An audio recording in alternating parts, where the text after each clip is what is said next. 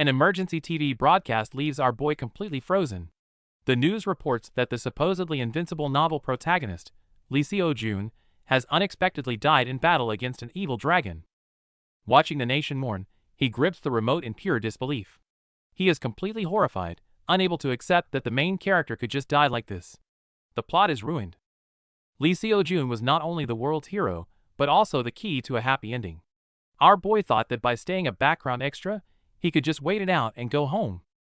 But with the protagonist dead, the world faces imminent destruction, and his safe ticket home is gone. Panic sets in as he desperately wonders how to survive this mess. Amidst this despair, his mind flashes back to 7 years ago.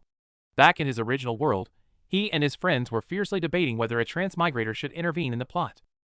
Back then, he strongly argued against it, warning that getting the protagonist killed would doom everyone. Little did he know, his past warning would become today's terrifying reality. 7 years ago, our boy was just having a drink with his friends in the real world when his phone suddenly buzzed. He checked it and saw a mysterious message from the author of his favorite novel, offering him a ticket to a very special place. Goaded by his excited friends, our oblivious guy thought it was just a harmless prank and hit the accept button without hesitation. But the moment he pressed it, a blinding light flashed. To his shock, he was instantly teleported right into the middle of the novel's magic circle. Back to the present, our boy stares at the chaotic mess in disbelief. He had only been acting outside the main plot, so where did it all go wrong? Before he could figure it out, the monitor in front of him erupted with an eerie light, and the whole room started shaking violently. Looking outside in pure horror, he realizes the entire city is being swallowed by anomaly, and people are turning to dust before his eyes. A red system alert reveals the cruel truth. The original protagonist has died, and the world is resetting. As his body starts shattering into pieces, is this really the end? As the world completely shatters and resets, our boy jolts awake in a cold sweat. He finds himself on a bus, with the driver urging him to get up. Hearing the driver call him a student, our boy is completely bewildered. He was just watching the world end a second ago, so why is he waking up on a bus? Stepping off the bus full of doubts, the sight before him is even more confusing. Looking at the grand building with a welcome banner, he instantly recognizes his old magic academy. But the year on the banner sends a chill down his spine. 2032. That's 7 years ago. Our guy tightly grips his tie, struggling to process this absurd reality. Listening to the familiar broadcast urging freshmen to gather, and seeing the exact same entrance ceremony, he sighs helplessly. He realizes he has to accept this crazy reset. Now that he has truly traveled back in time, our boy must figure out the most crucial question: why did the original protagonist with absolute plot armor die so unexpectedly? Sitting on the bench, our boy frowns. The monster that was supposed to be defeated by the protagonist has now become the biggest mystery behind his death. The thought makes him sweat. If Lee Seo-jun dies again in this life, our boy will either face the destruction of the world or an endless nightmare of respawning. But doing nothing won't save him. Clenching his fists, he decides to use his knowledge of the future to take the initiative and change the story. The first step is to befriend the key characters. With a friendly smile, he immediately takes action and tries to strike up a conversation with the girl nearby. She isn't just anybody, but Yahello, the second-ranked genius. Our boy tries to act friendly and close the distance as quickly as possible. But she completely shuts him down. Crossing her arms, she coldly asks if they even know each other, making the atmosphere instantly awkward. Completely rejected, our boy awkwardly looks away with a forced smile. It seems befriending these aloof geniuses is going to be way harder than he thought. Just as the awkwardness peaks, the broadcast announces the start of the ceremony, inviting the freshman representatives to the stage for their oaths. As the freshman representatives step onto the stage, the crowd buzzes with excitement. Everyone's eyes are glued to the incredibly talented Lee Seo-jun. Besides the spotlight-stealing main character, the stage features a gorgeous junior smiling to build connections, and a top-ranked senior who dominates the academy. Watching these dazzling elite students, our boy mutters to himself. After all, besides the main character, the rest barely had any screen time in the original novel. With the announcement ringing out, students raise their right hands, officially beginning the solemn freshman oath. The ceremony is long and sweltering. Wiping his sweat, our boy decides to take this chance to strike up a conversation and score some points with the aloof genius Yahello. Hoping to break the ice, he leans in and flatters her, claiming she's way better than the freshman on stage. He thought it would work, but it completely backfires. Ray's expression turns icy. She fiercely scolds him for judging people without even seeing their magic. Sweating, our guy weakly insists he's just relying on his instincts. Seeing his flirting attempt crash and burn, he smoothly pivots, pointing out her secret worries about the future. The once aloof RA instantly freezes in pure disbelief. On the first day of school, our boy Kim Seonwoo already hits a wall. A simple greeting earns him a cold warning from a red-eyed girl, leaving him sweating and wondering if he screwed up his regressed life from the start. But there's a more pressing matter at hand: the Academy's traditional evaluation test. It determines everyone's future rankings and acts as a cruel reality check, leaving the freshmen whispering in nervous anticipation. Faced with these anxious kids, our boy remains completely unfazed thanks to his past life memories. Having received multiple B-rank promotion offers before, this whole spectacle feels like child's play to him. The test begins. The original story's genius protagonist, Lee Seo-joon, takes the stage first. He unleashes his blinding light magic without holding back, roaring as his immense power illuminates the entire arena. The fierce light transforms into a ruthless shockwave that sweeps across the field. The test dummies stand absolutely no chance against this overwhelming power, getting blown away in an instant. The students in the audience are left dumbfounded by this ridiculous display of power, realizing he is on a completely different level. As the examiner calls the next names, it's time for the seniors to show off their true skills. The second-year test turns into an absolute showcase of monsters. Top fire genius Era casually conjures a blazing fireball, followed by another senior shattering the ground, filling the arena with dazzling magic effects. Even though everyone was blown away by Lee Seo-joon's monstrous display, the seniors' hardcore skills still command immense respect. The freshmen are completely mesmerized, gasping in awe at the spectacle. While the crowd is still marveling at the geniuses, a sharp sword slash suddenly strikes across another testing ground. Seeing all these hidden experts, our boy knows the tough battle to save the world has only just begun. With a deafening crash, the original protagonist Lee Seo-joon obliterates the targets with a devastating strike, proving once again why he's the top genius. Soon enough, it's finally our boy Seonwoo's turn. To survive in an academy full of monsters, he's already planned out the perfect script to play the weakling. Seeing him step up empty-handed, the observing teachers aren't impressed. According to their records, he's just an invisible, bottom-tier student who can't even figure out his magic path. Seonwoo calmly raises his hands and begins gathering mana.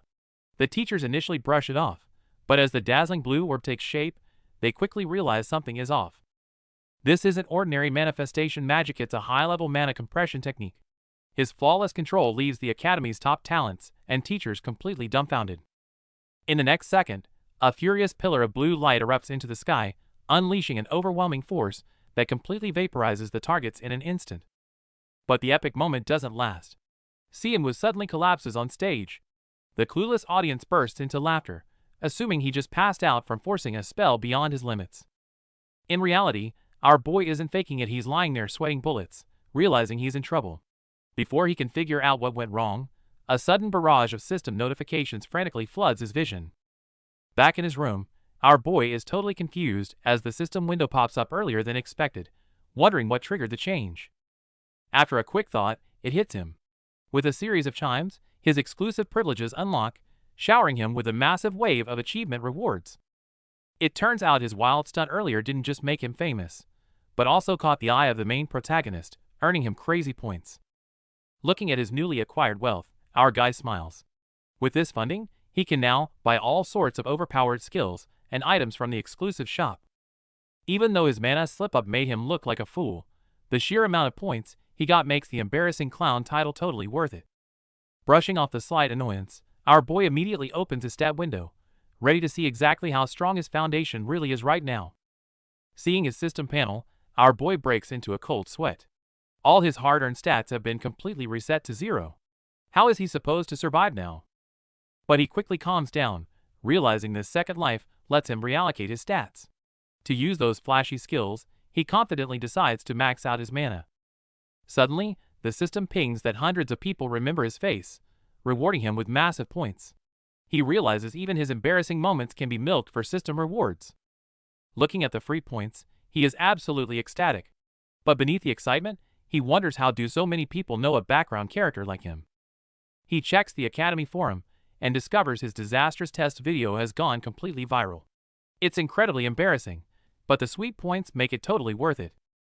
Since his reputation is already ruined, our boy decides to lean into it. To farm even more points, he intentionally fuels the online fire to grab everyone's attention. The next day at school, he instantly becomes the center of attention. Despite the mocking stares, he isn't ashamed at all, he's just busy enjoying the endless stream of points. However, just as he's enjoying the perks of his newfound infamy, a crisp footstep approaches. The sight of this new arrival instantly wipes the smirk right off his face. The moment our boy steps into the classroom, he becomes the center of attention. The class bully immediately approaches to mock his embarrassing mana depletion from yesterday. Faced with their ruthless laughter, our guy decides to swallow his pride. To keep his true strength hidden, he quietly plays the role of a helpless loser. But the bully pushes his luck, trying to make him an errand boy. Just then, the original protagonist, Lee Seo-jun, steps in and firmly shuts down the harassment. Intimidated by the prophesied child's presence, the bully grumbles in annoyance, but has no choice but to walk away with his lackeys. With the crowd dispersed, Lee Seo-jun checks on our boy and brings up the embarrassing video of him running out of mana that went viral yesterday. Our guy naturally plays along, acting utterly embarrassed. The righteous Lee Seo-jun immediately comforts him, insisting that the one who maliciously leaked the video is to blame. As Seo-jun turns to leave, our boy quickly stops him. Before he can figure out how to break the ice, Seo-jun surprisingly takes the initiative and asks him to team up. Faced with our boy's sudden team-up request, the normally composed genius Seo-jun is completely caught off guard. That ambiguous "it'll be good for you" even sends his imagination into some weird places. Rewind to a minute ago. To secure an advantage in the upcoming dungeon class, our boy directly approaches Seo-jun, the strongest student, pitching his carefully prepared proposal. Coming from the school's dead last student, the proposal sounds absolutely absurd. Yet, instead of refusing, Seo-jun quickly regains his composure, amused and ready to hear him out. Our boy proudly states his first reason: exploiting the school's grading system. The top student carrying the dead last will yield a massive score multiplier. Seo-jun nods, acknowledging the flawless logic. On to the second point. Their rival has already teamed up with low rankers, so Seo-jun must adopt the same strategy to keep his lead. As Seo-jun agrees, our boy suddenly drops an unexpected third reason. The third reason is me. For a last place student, I'm actually pretty decent. Seeing our boy's shameless confidence, Seo-jun bursts into laughter. Won over by his sheer audacity, the genius agrees to the alliance. Our boy seizes the chance and insists on handpicking the rest of their team. Surprisingly, Lee Seo-jun finds this amusing and takes a deep interest in him, earning our guy a sweet bonus of 2,000 system points. The scene shifts to a magic history class. The teacher goes on and on about the origins and branches of magic from the 14th century, while most students are already dozing off. However, when the teacher throws out a tough question about the collapse of the magic system, our boy instantly raises his hand. He delivers a flawless answer, earning high praise from the teacher. Thanks to his system perk, all theoretical knowledge is automatically decoded for him. His classmates are left utterly dumbfounded by his furious note-taking, jokingly calling him a male Hermione. The long lecture finally ends, bringing the much-awaited lunch break. Just as our boy is heading out to eat, Lee Seo-jun approaches him and suggests they grab lunch together as new teammates. They grab their loaded trays and look for an empty seat, only to hear someone enthusiastically waving and calling out. Lee Seo-jun looks over and recognizes his old acquaintance, Shin Young-jun.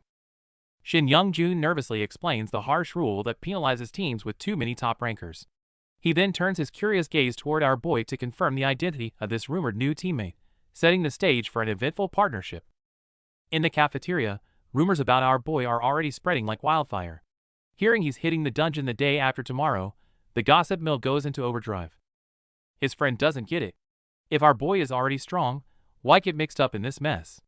Our guy just shakes his head. He knows era recruiting bottom rankers means there's a deeper scheme at play. Just as everyone focuses on their food, a sudden gasp ripples through the crowd. The twin-tailed girl who posted on the school forum gets recognized, and the sudden spotlight leaves her dying of embarrassment. Watching from a distance, era's curiosity about our guy only deepens. Soon after, the scene cuts to the arena for their practical magic class. During practical training, our boy plays it safe, deciding to only use the exact amount of mana he can flawlessly control. He methodically manifests, projects, and hits the target with precision. The impact isn't flashy, but it's enough to make his classmates reconsider whispering that he isn't as useless as rumors claim. Catching their gossip, our guy simply adjusts his gear with a calm smile. Back in his room, he meditates and recalls a harsh lesson from before his regression. He used to blindly buy stats with points, unaware that the costs would skyrocket exponentially and leave him broke. Looking through the system interface, our boy strategically plans ahead and secures a high-tier trait that allows him to absorb natural mana. Paired with a wristwatch that massively boosts his recovery, his starting build in this life is completely stacked, even if it cost him some old skills. Just as he's feeling good, his usually silent phone buzzes. To his absolute shock, he's been dragged into a random study group chat. Scanning the unfamiliar names, our guy quickly analyzes the situation. Aside from Yoon Haeyoung, who becomes a big deal later, the rest are total nobodies. The group leader eagerly asks everyone to share their skills. But when our boy admits his elementless status, the immediate roasting almost makes him crush his phone. During combat practice, the students decide to build their formation around the genius Seo-jun.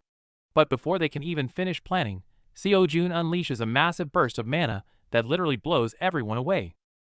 The purple shirt teacher patiently guides the rest of the class. With just a few pointers, a struggling student immediately grasps how to properly project her fire magic.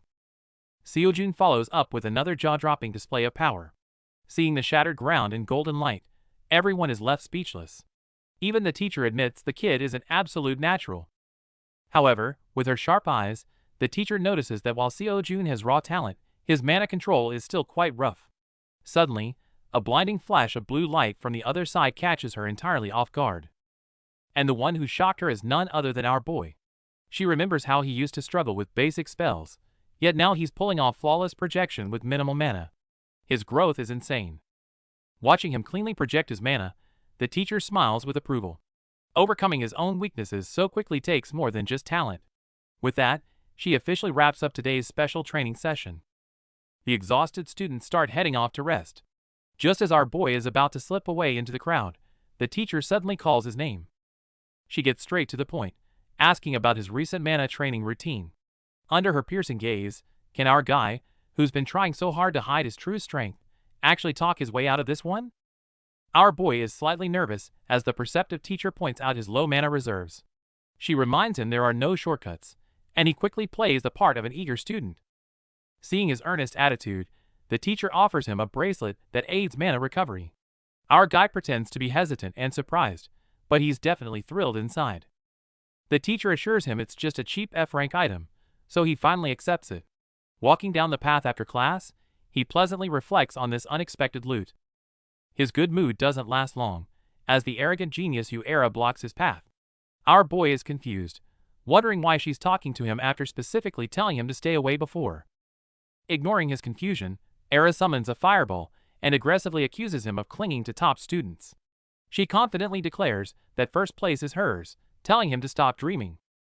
Leaving behind her bold declaration, Era walks away, leaving our boy sighing at her oversensitivity. Soon enough, Thursday morning rolls around. Sprinting all the way, our boy barely makes it to the gathering spot on time. The newly formed squad finally gathers for their upcoming practical mission. The teammates pump their fists and cheer each other on for the semester. However, someone in the group starts to notice that their team composition seems a little bit too weird. As the practical test approaches, some random students are already mocking our boy, calling him a deadweight trying to ride the genius Seo-jun's coattails. Along with our guy, there's Yoon Haeyoung. Our boy knows her big moment is still far away in the story, making this team look like a total burden to outsiders. The instructor gathers everyone to explain the grading rules. Besides clear speed, there's a catch. Having lower-ranked teammates earns the higher-ranked ones extra bonus points. Most importantly, this artificial dungeon uses a special contribution system. With safety warnings clear, the hyped students finally enter the dungeon, ready for action. Meanwhile, in the monitoring room, the teachers are watching the screens with great interest. They even start a little betting pool to see which team will score the highest. While others bet on the favorites, the sharp-eyed female teacher adjusts her glasses with a knowing smile. Without hesitation, she puts all her money on our boys' Group 3. In the monitoring room, everyone is placing bets on the practical exam. While most expect the genius Yahello's team to steamroll, one sharp-eyed teacher pushes up his glasses and bets everything on Lee Seo-jun's Group 3. The students are in total disbelief. After all, Yahello is already tearing through the first floor with her massive AoE magic. Compared to her, Seojun's squad, heavily packed with low rankers, just looks like a sinking ship. But the teacher just smiles, fully anticipating an underdog uprising. Right on cue, inside the dungeon, Seojun is already showing off his combat prowess, effortlessly slicing through monsters and leading his team steadily forward. Watching Seojun's flawless moves, his once anxious teammates completely let their guard down. They even get a bit cocky, casually strolling and guessing what kind of trash mob the first floor boss will be, a rat or a wild dog. Amid the chatter, someone casually asks our boy for his thoughts. He calmly drops a major spoiler: it's going to be a giant wolf. Seeing their doubting faces, he secretly rolls his eyes. Believe it or not, bro has literally played this timeline before. Unsurprisingly, his honest warning is immediately brushed off as pure cap. Just as they're about to start bickering again, someone steps in to keep them moving. But suddenly, the footsteps ahead come to an abrupt halt. Seojun, leading at the front, abruptly stops in his tracks. The others almost tease him for getting scared, until they notice his eyes flashing gold as his pupils shrink in high alert. The mood instantly turns freezing cold. Looks like the real trouble has finally arrived. The group suddenly stumbles upon a glowing blue magic circle on the floor. They look at each other, wondering why the academy would place something so dangerous here. Our boy instantly recognizes it as a defensive barrier, having seen it in his past life. With their path blocked, the team is at a loss. Just then, the original protagonist steps up. Drawing his glowing sword, he plans to smash through the barrier with pure brute force. A fierce strike hits the barrier, blinding everyone. They thought it worked, but the magic circle remains unharmed, leaving even the genius frustrated. Since brute force failed, the team support steps up. Excitedly crouching down, he gets ready to analyze and dismantle the magic circle like a pro. Hearing that this complex formation will take 40 minutes to decipher, our boy completely runs out of patience. He steps in, ready to crush it himself. Ignoring his classmates' panicked shouts, our boy places his hands directly on the glowing magic circle. Using his system privilege, he activates a unique trait to forcefully decode the magical barrier. As the magical formula decodes, vital dungeon intel appears on the virtual screen. He quickly grasps the barrier's mechanics and learns that the first floor boss is a giant wolf. Armed with the core intel, Seonwoo channels his mana to instantly construct a massive energy barrier. Watching the defense array rise, he wipes his sweat and flashes everyone a triumphant smile. His flawless execution leaves the students completely dumbfounded. Unexpectedly, showing off like this catches the original protagonist's attention, earning him a sudden system reward of 5,000 points that leaves him pleasantly surprised. Before they can process it all, the first floor boss, a massive wolf with glowing red eyes, comes charging out. Seeing the terrifying monster, the students realize Seonwoo's prediction was entirely accurate. Facing the giant wolf's furious dive attack, an unlucky student in the front is launched into the air with a desperate scream. Just in the nick of time, Lee Seojun finally prepares to make his move. Bursting with golden light, Lee Seojun swiftly strikes down the giant wolf with his glowing dagger. Amidst the students' cheers, a massive stone door slowly creaks open, signaling that the true trial has just begun. With the first week's test wrapping up, the instructor steps up to praise our boys' team for their hard work. However, they only secured second place. The top spot goes to Era's team, who finished a whole 30 minutes faster. The teammates are shocked by the crazy gap. But they know well enough that without our boy quickly breaking the barrier, their rank would be much lower. Keeping up his weak persona, Seonwoo pretends to feel guilty, but Seojun genuinely thanks him. The team rallies together, ready to turn things around. Just as they regain their spirit, an unexpected figure calls out to our boy. It's the female instructor from the support department. She grabs his wrist with burning eyes, demanding he transfer to the support department immediately. Caught off guard by the aggressive scouting, our boy gives a flat rejection. But the instructor isn't giving up that easily. Seeing him completely unmoved, she grows desperate, begging him to at least listen to her terms first. When offered a massive 50 million won scholarship and special talent status, the genius student rejects it without a second thought, leaving the crowd completely stunned.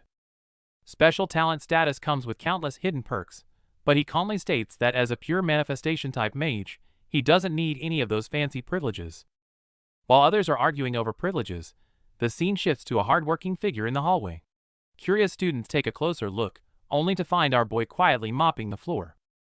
Awkwardly enough, a junior greets him enthusiastically but completely botches his name. After correcting her, our guy smoothly brushes off her confusion by saying he was just cleaning up a dirty spot. While some bystanders mock his pointless effort, the junior thinks he's a genuine saint. However, our guy isn't doing it for a good reputation, he's just here to trigger a system achievement. Seeing the free 1,000 points roll in, our boy is absolutely thrilled. But just as he happily walks away with his bucket, a mysterious figure watches him closely from the shadows. Meanwhile, over in the classroom, a teacher is intensely lecturing the students about different types of monsters, hinting that a new crisis is on the horizon. During class, the teacher explains the most dangerous terrorist group out there, the Mains. While terrifying monsters exist, these guys are the true root of all evil. The whole class gasps as the teacher continues. These blood-sucking, monster-controlling villains look exactly like regular humans and have already deeply infiltrated society. Hearing this, our boy does some mental math. The first main is scheduled to appear this weekend. The original protagonist should handle it fine, but he decides to keep an eye out just in case. However, stalking the protagonist isn't free. Realizing he needs cash to follow the plot this weekend, our guy rubs his chin, trying to figure out how to fund his upcoming mission. Pushing distractions aside, he immediately enters a deep meditative state. Thanks to his constant grinding, his mana steadily increases, with nature's blessing providing sweet bonus effects. Suddenly, a brilliant blue light erupts around him, his trait just leveled up to rank 2. Seeing the newly unlocked active effect, our boy pumps his fist. This investment totally paid off. With a massive 1000% boost to mana recovery, he's one step closer to becoming a true powerhouse. He might still act like a weak support student, but he's secretly building an arsenal ready for the coming storm. Staring at his pitiful bank balance, our boy sighs in frustration. He wants to hunt monsters for quick cash, but being a minor means he can't even get a basic mage license. Just then, a brilliant idea strikes him. Meanwhile, the school teachers are busy praising him in the office, completely convinced he's an innocent, studious kid who'd never break the rules. Little do they know, our guy is busy exploiting the system. If he can't do it as a student, he'll just change his identity. He confidently opens the shop and drops 10,000 points on a disguise skill. Bathed in a bright green light, he quickly masters his new ability.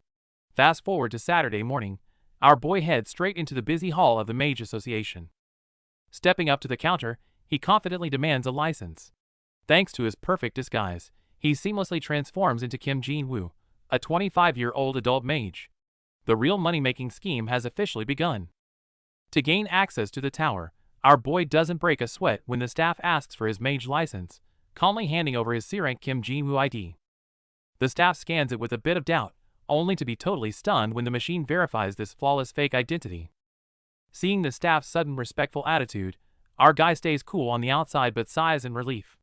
Thanks to the system shop, even unforgeable magical IDs can be perfectly duplicated. With his identity sorted, our boy checks his watch. Time is ticking. He needs to clear the tower quickly and rush to the Han River to back up the original protagonist by 9:30. Stepping onto the teleport pad, the system tells him he can go up to the 27th floor. But our boy doesn't hesitate, he chooses the 10th floor, even though it offers lower rewards. After all, he didn't go through all this trouble just for some basic clear rewards. He's got a much more specific goal in mind. In this perilous world, the strength of monsters and the difficulty of traps vary wildly from tower to tower. Right now, our boy has stepped into the 10th floor of the notorious Tower of Proof, a place so notoriously difficult that even major guilds avoid it. A massive wolf monster lunges right at him, but our guy doesn't flinch. He leaps into the air and blasts it with a precise beam of magic.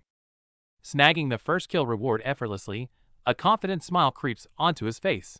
Since this floor is packed with complex magic traps, it's practically a custom-made playground for him. Seeing that he has plenty of time to clear the stage, his mind drifts back to a recent relaxing hangout with his classmates by the Han River at dusk. Back then, his buddy dragged a reluctant him into a selfie. Synchronized with the 1, 2, 3 countdown in his memory, he flawlessly wipes out the remaining monsters in the tower. As the monsters dissolve into dust, he even scores a rare red magic crystal. Not only did he get the XP, but his cab fare back home is completely covered. Happily pocketing the loot, he expertly feels around a seemingly solid stone wall until he perfectly pinpoints the glowing hidden mechanism. With a flash of magic from his palm, our boy shatters the barrier. Stepping through the blinding light, he successfully enters the hidden inner world of the Tower of Proof, instantly bagging an achievement reward. Unfazed by the mystical scenery, our boy just smiles like everything is going to plan. Suddenly, the tower's voice echoes in his mind, challenging him to prove his worth. Accompanied by eerie giggles, a swarm of seemingly cute flower fairies appears. Our boy knows well that these C-rank monsters turn into absolute rabid beasts the second they spot humans. As the crazed fairies dive bomb at terrifying speeds, our boy decisively drops to his knees. Unfazed, he instantly activates a brilliant blue magic circle, ready to counter with absolute speed.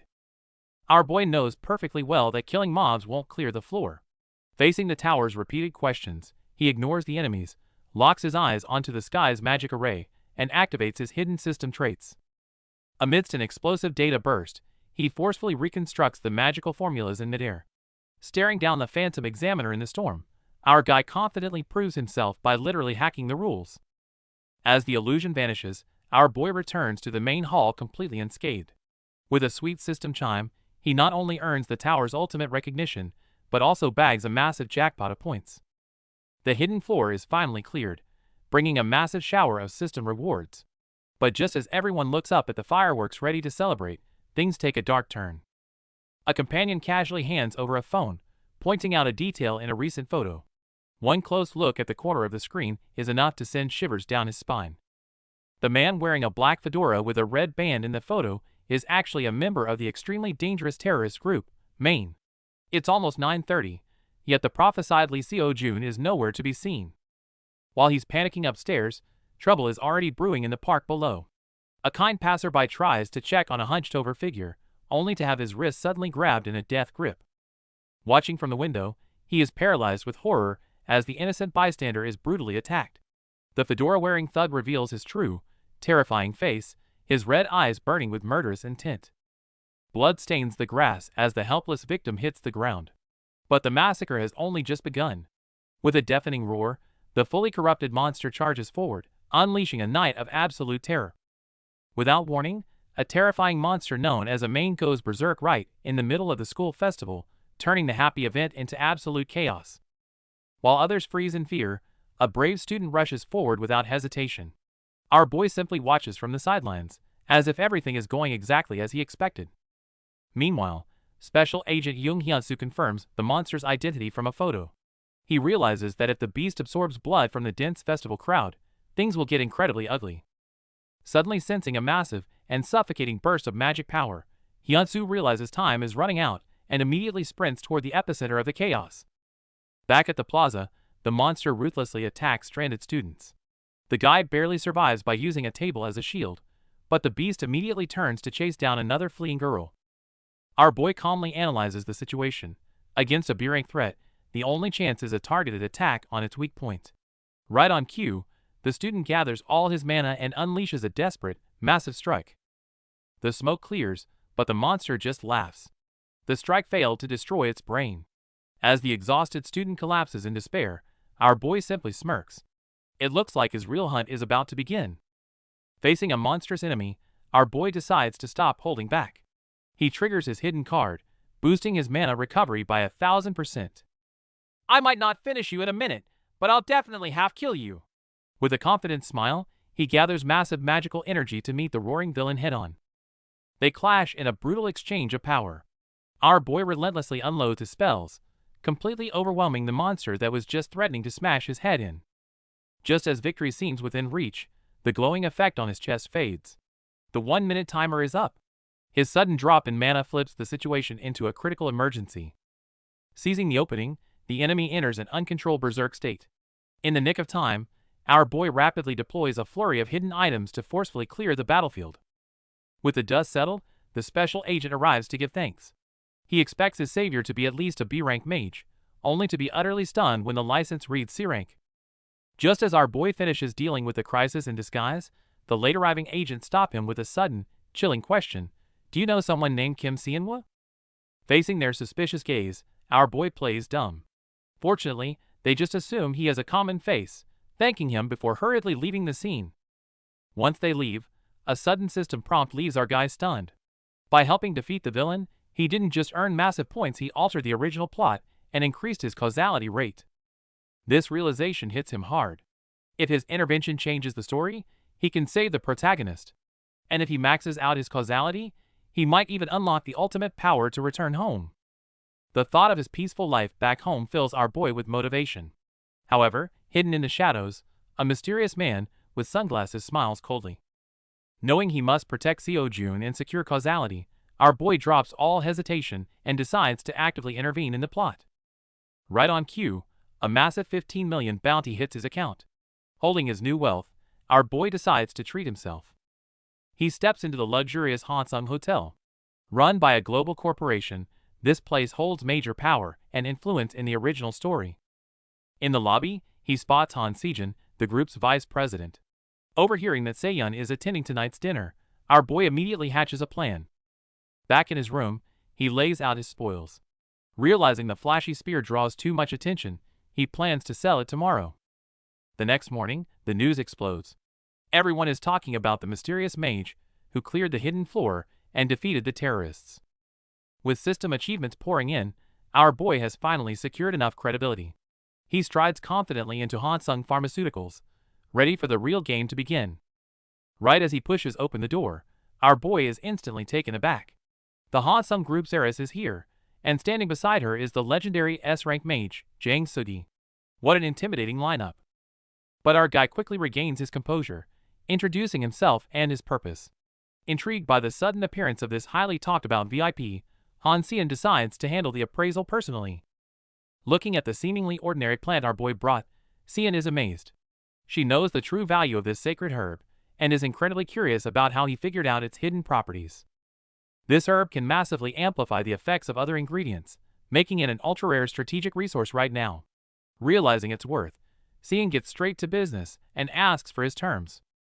Our boy holds up 5 fingers without hesitation, demanding a 500 million upfront payment plus shares in Hansung Pharma. The sheer audacity of his request leaves the wealthy heiress momentarily stunned. He knows exactly how much monopoly profit this herb will bring once commercialized. On top of that, he casually demands underground VIP access and expects Sejun to act as his personal potion maker. Dare to treat a wealthy heiress like an errand girl. Before Sejun can get mad, our boy drops a bombshell offer she can't refuse. In exchange, I'll help take down your brother so you can claim the entire Hansung group. The news is blowing up with Kim Jinwoo's recent exploits, which completely pisses off the terrorists watching from the shadows. Seeing the aftermath, the hot-headed Baek Kong is furious that they didn't intervene sooner. The calm guy in the suit tells him to stand down, stating it was a direct order from their boss to stay hidden. But Baek Kong isn't having it, swearing he'll kill Kim Jinwoo himself. When asked if his assassination mission might be complicated by Jinwoo, Baek Kong scoffs. He mocks his client for being a ruthless maniac who'd happily murder his own family. Right on cue, the scene shifts to that very client. Han Sejun is currently having a tense reunion with his sister, Sejun. To lower her brother's guard, Sejun puts on an Oscar-worthy performance, pretending to be completely drained by her heavy workload at the company. Feigning concern, Sejun shows his true colors by hypocritically suggesting she hand over her shares to relieve her burden.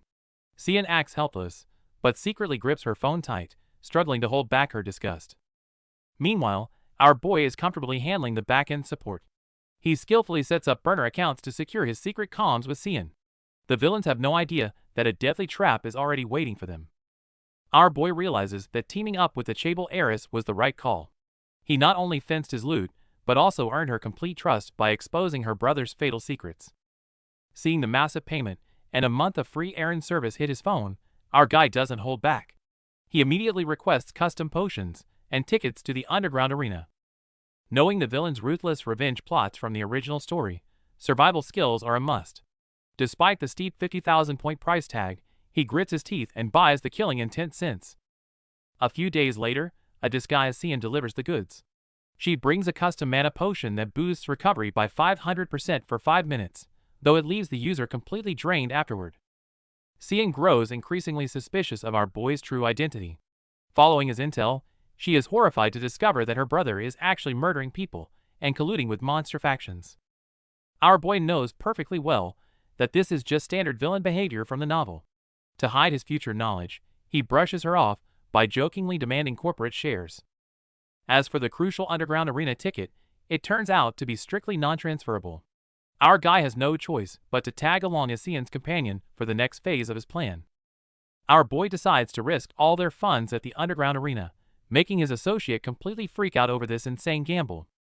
Even the system warns him about losing his allies' trust. Unfazed, he puts on his signature rabbit mask, ready to prove everyone wrong with a massive win. Entering the underground arena, masked guards immediately bow to him. Thanks to his exclusive wristband, he is treated as a highly honored VIP guest. Suddenly, a figure emerging from the corridor puts him on high alert. The man in the red demon mask is none other than Ha-Ryong, an S-rank villain. Realizing this dangerous man is actually the arena's host, our boy wisely keeps a low profile, silently walking past him to avoid any unwanted trouble. The crowd's roar hits them as they enter. His companion explains that the massive hype tonight is all because of the reigning champion, who hasn't lost in 3 years. Since everyone bets on the champion, the payout is terribly low. With a confident smirk, our boy drops a staggering 530 million on the underdog, setting the stage for a crazy upset. The arena staff are completely shocked. Someone just dropped a massive 530 million bet on a rookie making their debut, making the bookies question if the buyer is completely crazy. The executives soon realize the crazy bet came from the mysterious VIP in the rabbit mask. To them, it's just some eccentric rich guy throwing away pocket change for fun. Meanwhile, word of our boy showing up at the arena with Han Xian reaches his enemies. The villainous boss grins, ready to ambush him tonight and avenge their fallen comrade. Back in the arena, the brutal first match kicks off. The seemingly fierce muscular fighter is completely overpowered by his opponent's polearm and unexpectedly drops to his knees begging for mercy. As the announcer declares the winner, the entire audience erupts in anger.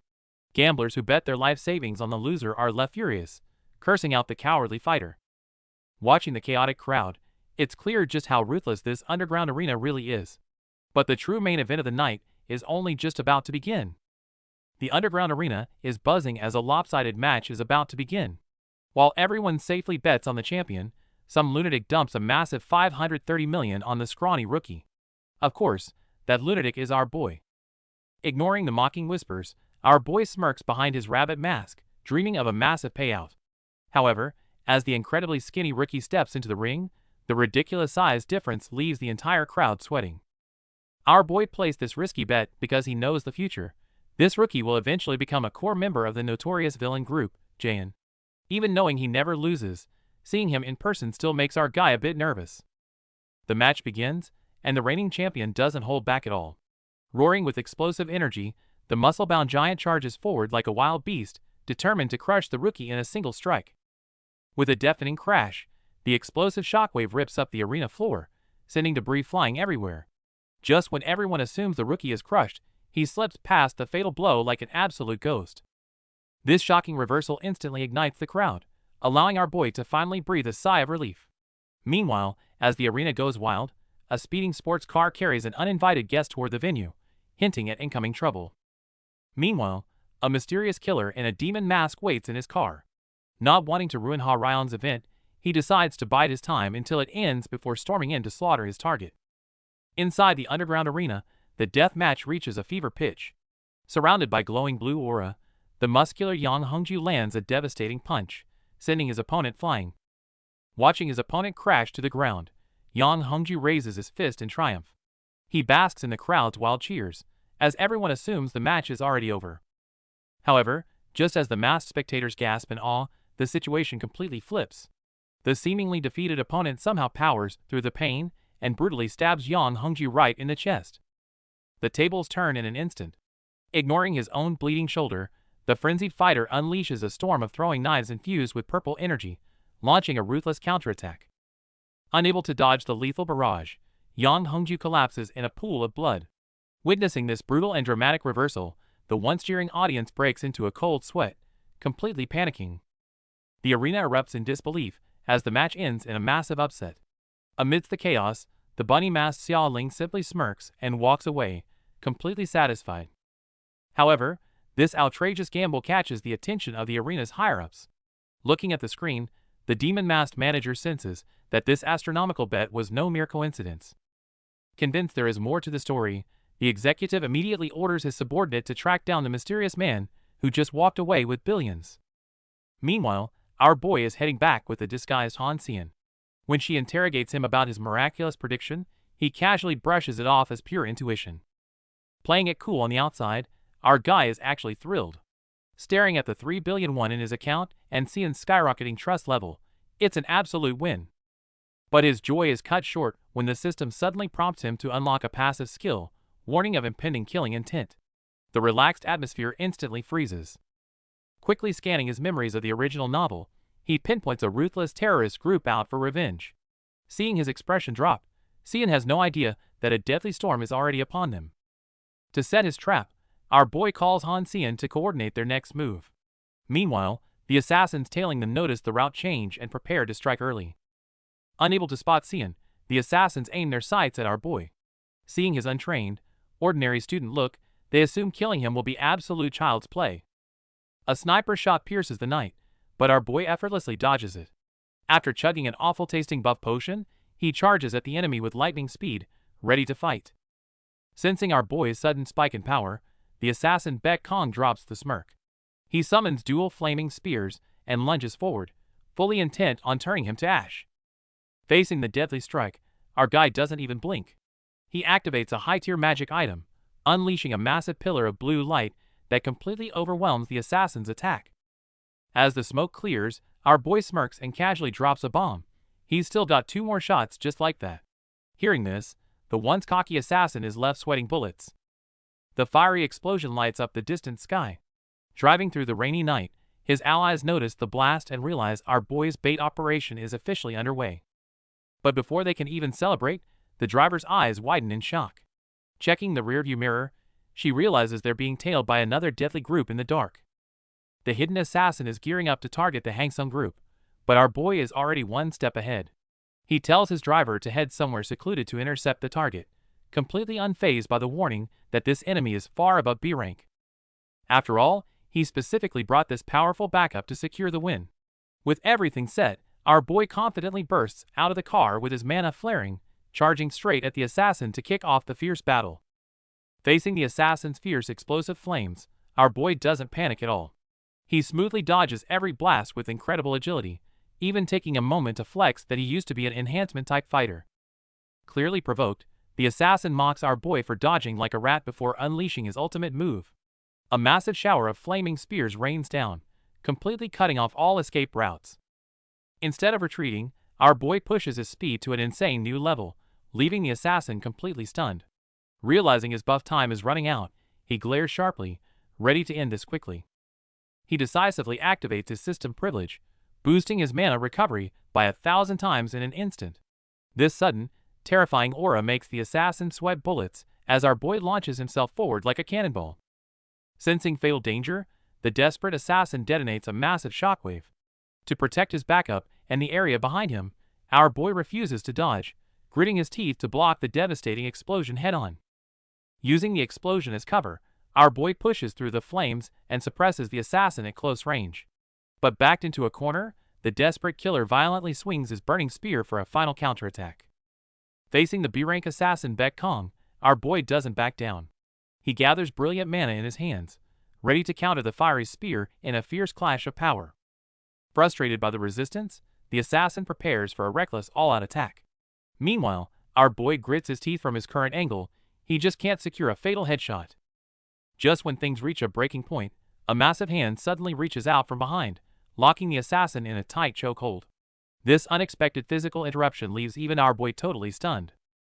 Despite the assassin's desperate screams and final struggle, a blinding sword strike instantly cuts through the chaos, neutralizing the deadly threat before he could even react. Looking at the tall figure, our boy finally breathes a huge sigh of relief. It's none other than Jang Sugi, the sword demon and an S-rank powerhouse from the original story.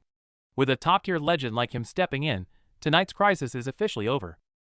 With a single strike, the B-rank assassin is cut down. That's the power of the Hansung family's S-rank bodyguard. No one touches the youngest daughter and lives. With the danger past, Seiyan rushes over to check on our boy. He brushes it off with a smile, knowing stalling for the heavy hitter was totally worth it. Seeing her calm reaction, our boy thinks to himself his life was on the line too, so of course, he was going to bring the strongest backup possible. As the villain dies, the system chimes in with sweet rewards.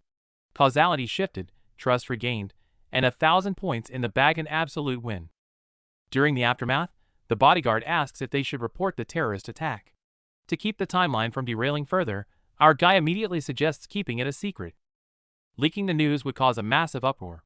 Weighing the options, Seyun agrees and orders everyone to keep tonight's event strictly between them. A few days later, our boy is relaxing at home, ready for the real payoff. As thanks for saving her, Seyun fed him top-secret info about Hansung Pharma's revolutionary new potion. He had gone all in on their stock for this exact moment. As the clock strikes 9 and the market opens, the skyrocketing charts leave our guy absolutely thrilled. Remembering his past life of endless dungeon grinding just to stay broke, our boy finds it bittersweet how easily he makes a fortune from bed now. Suddenly, his phone rings. It's Han Seyun, inviting him to lunch tomorrow and teasing a mysterious gift she prepared for him. The next day, they meet at a cafe. Thanks to our boy's crucial intel, Hansung Pharma stock skyrocketed, making Seyun a massive profit. Making 3 billion in a single day is just a small token of thanks to her. She quickly shifts the topic to the mysterious hitman from their previous encounter. Digging into the hitman's past revealed a chilling truth. The mastermind who hired him and repeatedly tried to kill her is none other than her own brother, Han Sejun. Our boy already knew about Sejun's dirty deals, but stays cool, noting that simple intel isn't a real reward. Seyun immediately slides over a black box to show her true sincerity. Accepting the item, he mentions he'll be busy for a while. Knowing her brother wants her dead, Seyun's eyes turn icy, vowing that she never leaves a favor or a grudge unsettled. Looking at the ambitious and ruthless heiress in front of him, our guy can't help but admire her sharp instincts.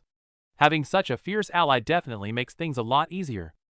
The arena staff not only treats our boy with utmost respect but also hands him a special gift. It turns out to be a highly durable B-rank mana alloy bracelet. Just as he's admiring his new gear, a system prompt catches him off guard. The arena's boss, Ha Ryong, is curious about him, instantly rewarding him with 1,500 points. Meanwhile, the villain Qianhe bows deeply in Ha Ryong's office. Before discussing the 10 Demons Council, he requests to ask about a personal matter first. Qianhe's comrades were recently killed, and the clues point directly to a man named Kim Jin-woo. He brings up the subject, asking if Ha Ryong recognizes the name. Looking at the photo, the rabbit-masked Ha Ryong instantly recognizes the face. It's none other than his highly valued VIP client from the underground arena. As Qianhe threatens to tear our boy apart, Ha Ryong unleashes a terrifying aura. He effortlessly crushes the villain to the floor, strictly warning him never to touch his client. Terrified by Ha Ryong's fierce protection, Qianhe can only stutter out an apology. Our boy's secret identity is safe for now, but the brewing storm of these shadowy factions is far from over. The terrorist group receives a dark prophecy. The child of prophecy will awaken at 18 and personally end their king. This revelation stirs up the high-ranking villains. They refuse to just wait around and plan to eliminate this potential threat beforehand. Meanwhile, our boy is reviewing his system rewards. He decides to lay low and focus on a much more pressing crisis. With midterms approaching, our boy grows serious. This isn't just a stage for the original protagonist to shine, but a critical turning point in the plot. According to the original story, to flush out the unawakened child of prophecy, the terrorists will launch a brutal invasion on the school during the exams. Although the original hero eventually saves the day, our boy decides to take the initiative this time to ensure the timeline doesn't collapse again. Back at school, the combat instructor gathers everyone on the field. Ignoring the students' groans, he announces a brutal extra assessment. To prepare for midterms, the second years will face days of grueling free sparring. While the surrounding students panic, our boy's eyes gleam with quiet anticipation. The instructor announces free sparring pairs. Unsurprisingly, the school's top 2 geniuses, Lee Seo-jun and Yu Era, instantly lock onto each other.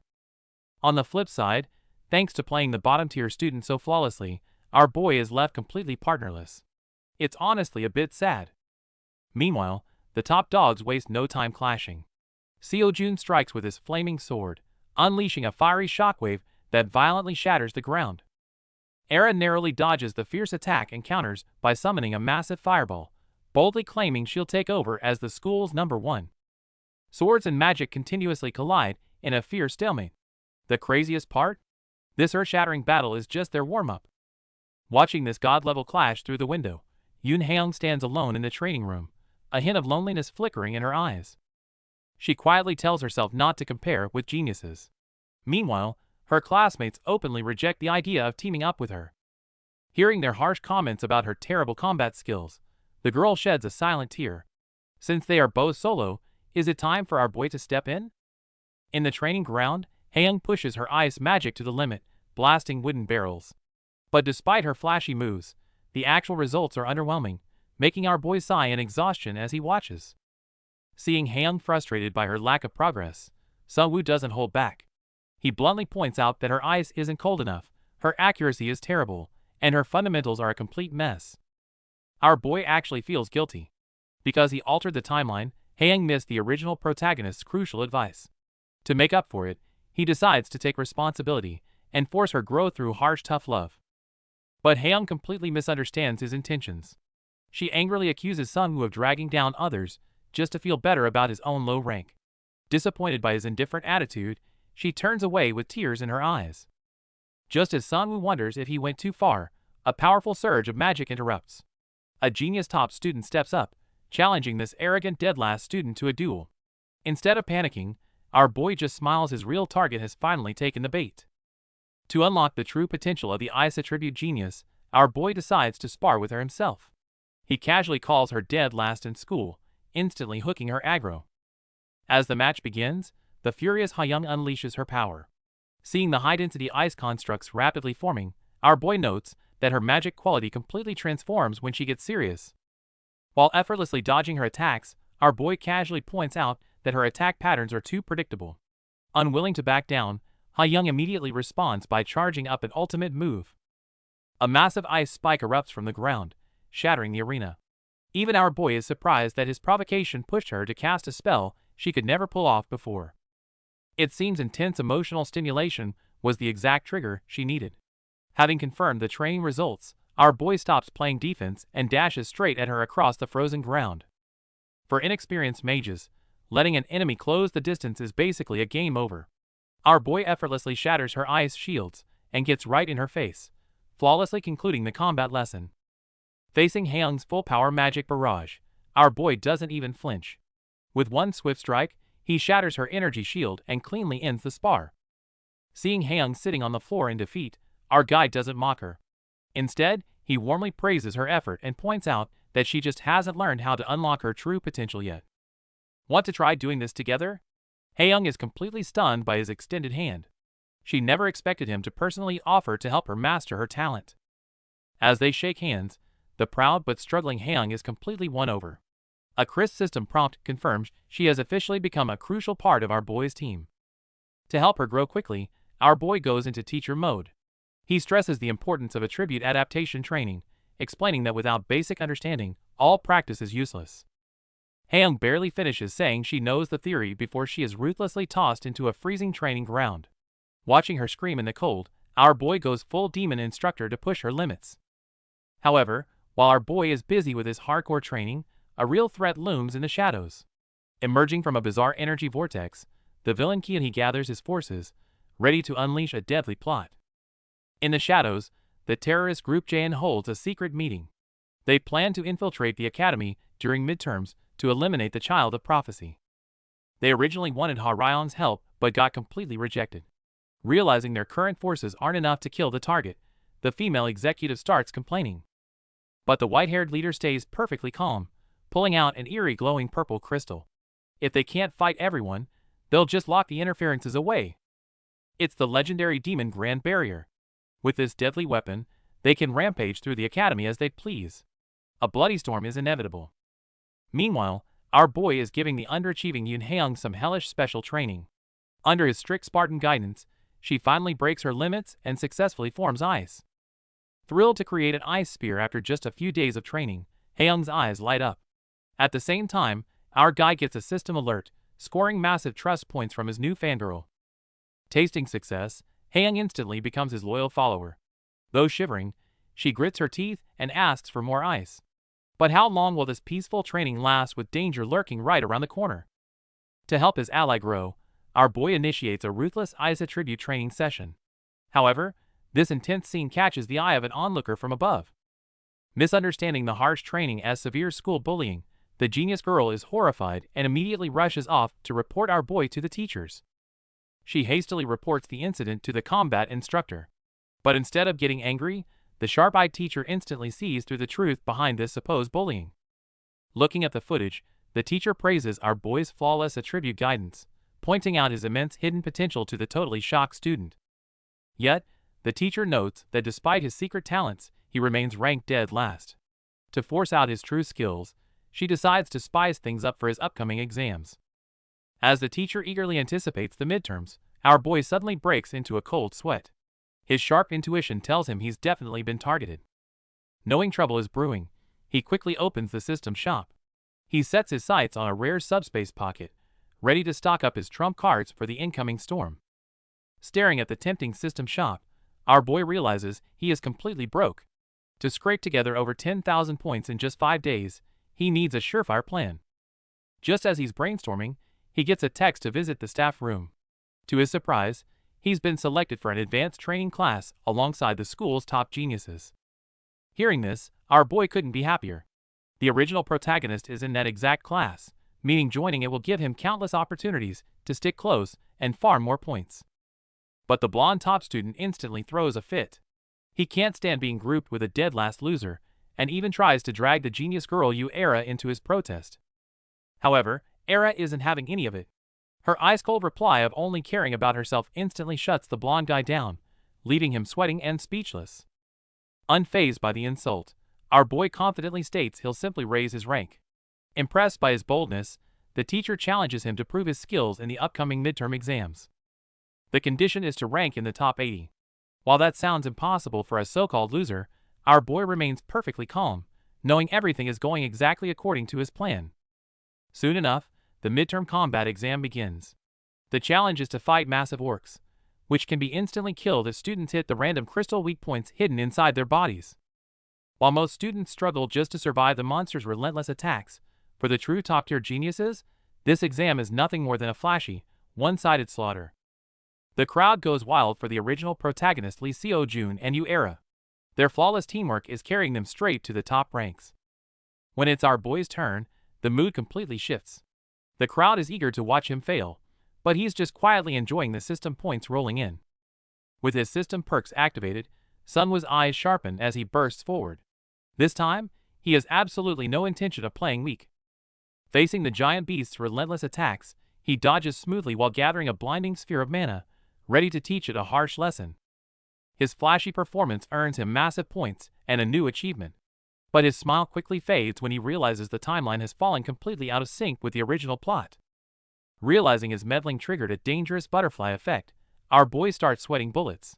He hastily brushes off his partner's concerns, but the real unpredictable challenges are just beginning. With the practical exam over, our boy stands in the shadows, trying to figure out how much his interventions have derailed the original plotline. Nearby, the original protagonist Lee Seo-joon is swarmed by guild scouts and screaming fans. The insane crowd makes it look like a superstar's fan meeting. Sweating from the overwhelming attention, Seo-joon tries to politely decline by saying he's underage. But the scouts completely ignore him and practically shove their business cards right into his face. Just as Seo-joon struggles to escape, someone loudly informs our boy that a teacher is looking for him. The moment their eyes meet, Seo-joon instantly spots his perfect excuse to bolt. Taking the perfect out, Seo-joon shouts that he can't keep the teacher waiting and runs off like his life depends on it, leaving the disappointed scout sighing in regret. While the comedy wraps up here, elite agents from the Special Task Force are quietly watching from the shadows, highly praising the incredible strength Seo-joon just displayed. Up in the stands, the Task Force scouts are watching closely. They came for the original protagonist, but our boy's unbelievable combat skills just stole the spotlight. It's impossible for a normal student to have that kind of blood-soaked battle intuition. His flawless magic control has definitely put him on their radar. Meanwhile, to dodge those very scouts, our boy leads Seo-joon up to the high bleachers. He claims it's just to preview the senior exams, but he has an ulterior motive. Based on his past life memories, terrorists are about to strike with an insider's help. He sidelines Seo-joon here to keep him safe while he hunts down the villains alone. Seeing the timeline is still intact gives him a moment of relief. But just as the matches begin, the villains receive the insider's signal, and a deadly trap is officially sprung. Meanwhile, lurking in the shadows, the villains are plotting a massive disaster. They've hidden monster summoning circles all over the school and prepared a bloodthirsty beast to wreak havoc. With the glowing crystal activated, the villain leader Kianhee makes his chilling declaration. The ruthless hunt for the Child of Prophecy has officially begun. Back in the midterm arena, the fierce matches continue. Faced with the seniors' overwhelming fire magic, even the formidable Park Mini has no choice but to surrender. Up in the stands, the original protagonist Lee Seo-jun is absolutely thrilled, completely mesmerized by the sharp and explosive combat skills of the upperclassmen. But our boy isn't paying attention to the matches at all. He's been anxiously scanning the crowd for Kianhee, only to quickly play it off with a joke when Seo-jun catches him looking around. Seo-jun, having witnessed our guy dominating his own exam earlier, is incredibly curious about his explosive growth. But just as he asks about his secret training, chaos erupts. A sinister purple energy suddenly engulfs the entire arena, causing students to collapse in agony. Our boy breaks into a cold sweat. This unpredictable attack never happened in his past life. Suddenly, a massive purple energy barrier descends, completely sealing off the hall. Our boy is caught totally off guard because in his past life's memories, this terrifying attack never happened. The butterfly effect is real. As the barrier fully forms, the once peaceful campus descends into panic. Faced with this bizarre anomaly, the students are completely clueless about the nightmare that's about to unfold. Just then, a mysterious briefcase planted in the corner sparks with violent energy. Acting as a beacon, it tears open a massive, unstable spatial portal right in the middle of the grounds. Before anyone can process the danger, hordes of terrifying abyss monsters swarm out of the portal. Sirens blare as defenseless students scatter in pure terror. This is clearly a premeditated strike, effectively locking out all the combat-ready teachers. Just as the monsters prepare to slaughter, undercover task force agents draw their blades, instantly slicing the beasts down. Seeing the elite agents step up, the terrified students finally grasp a glimmer of hope. But our boy's instincts kick in. The task force being here right now is no coincidence. Are they onto him? Meanwhile, the teachers stuck outside are frantically trying to break in. But without enough high-ranking support mages, tearing down this impenetrable shield will take at least 30 agonizing minutes. That means everyone inside has to rely on just 2 agents to survive the next half hour. But knowing the true horrors of this barrier, our boy knows that's impossible. The real nightmare has just begun. The villains deploy a highly complex barrier, trapping everyone inside.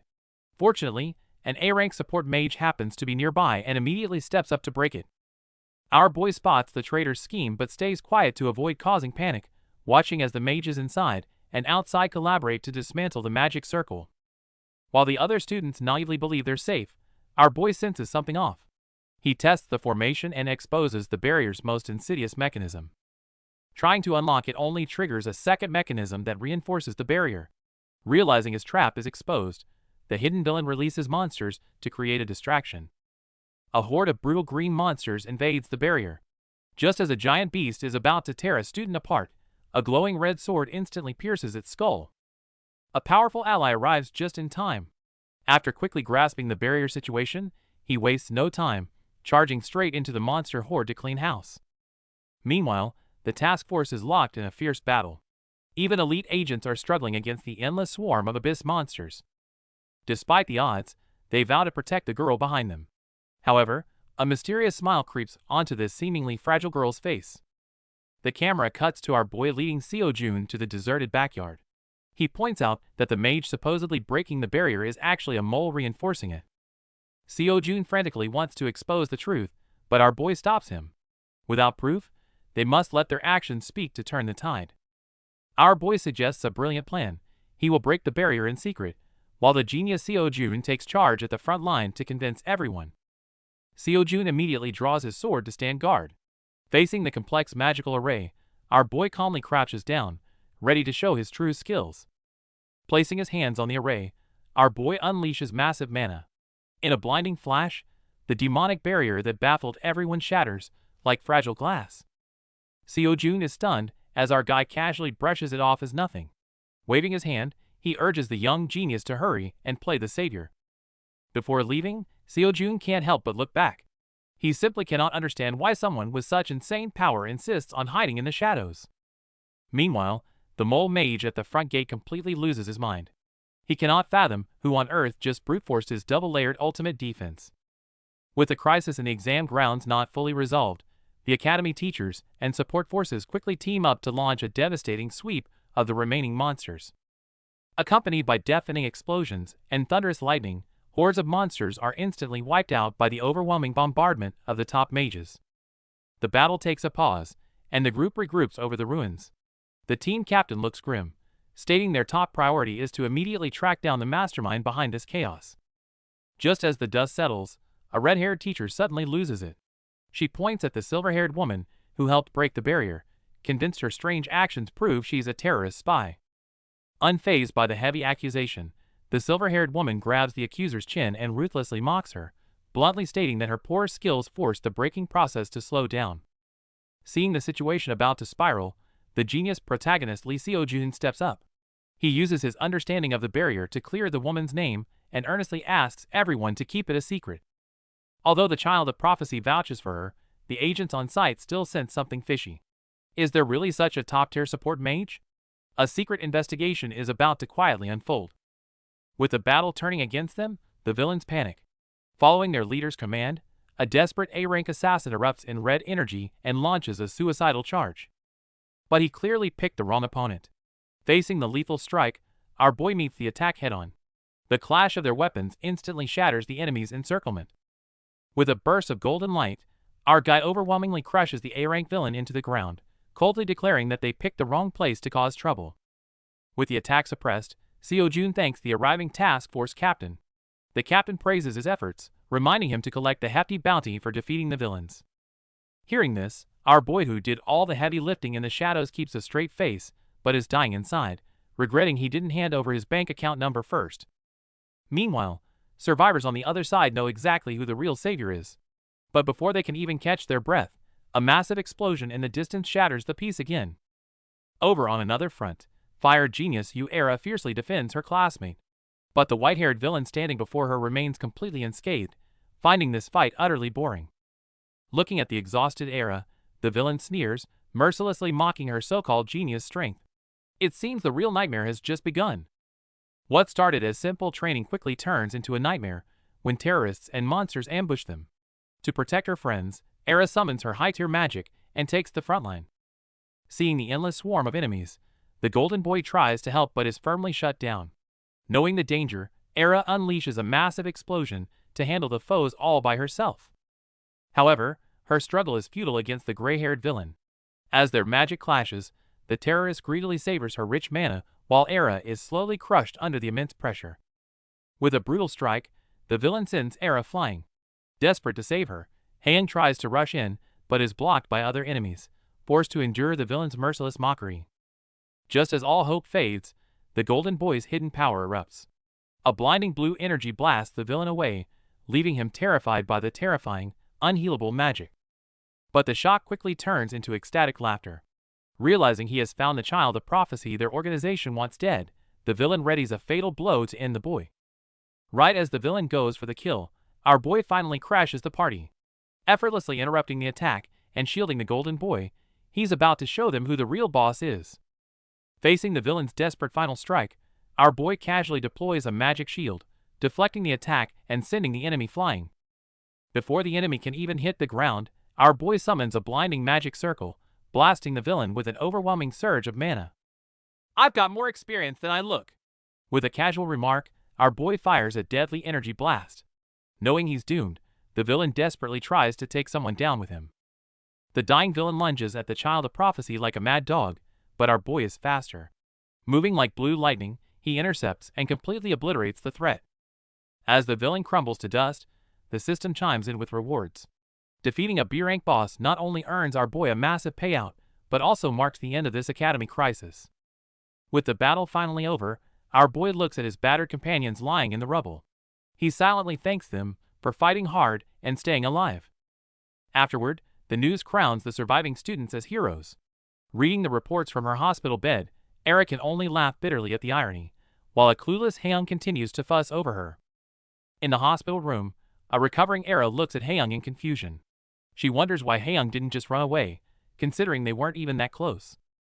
Haeyoung smiles and explains that someone once reached out to her when she was helpless. She wants to pass on that courage, gently advising Era to accept help sometimes. However, the word help strikes a nerve. Tragic memories of fire, betrayal, and losing her family instantly flood back into Era's mind. Driven by painful memories, Era stubbornly insists she doesn't need anyone's help. Helpless, Haeyoung reminds her that if Seonwoo hadn't saved them, they'd both be dead.